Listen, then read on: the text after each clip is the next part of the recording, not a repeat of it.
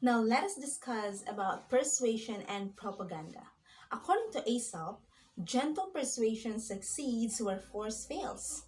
And by definition, persuasion is defined as communication aimed at influencing others people's action, beliefs, attitudes, and values. Debate is clearly one method of persuasion. Persuasion, unlike discussion, is not restricted to seeking thoroughly reasoned opinions, nor does it necessitate logical arguments for and against a given proposition. Now, there are things to remember when one wanted to persuade. First, the persuader wants to take control of the stage and avoid instances when the opposing viewpoint might be presented.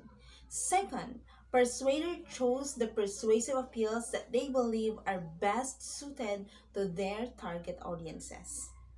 And the third one, before beginning the persuasion process, persuaders make a decision on the problem.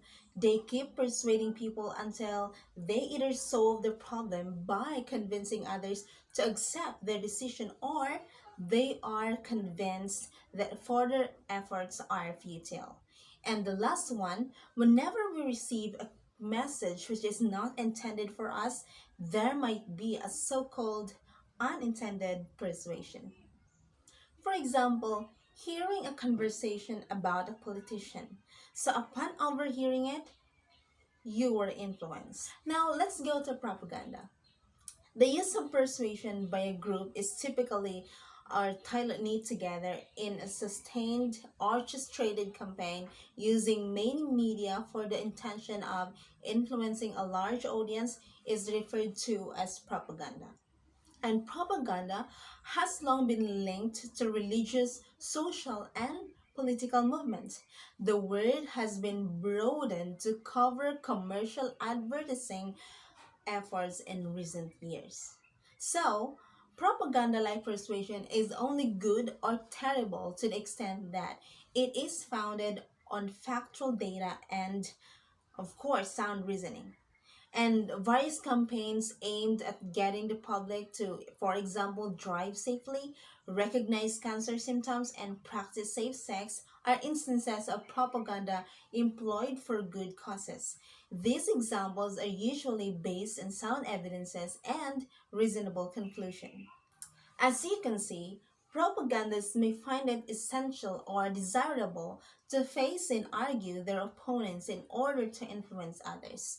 They'll need to know how to argue and dispute in these situations.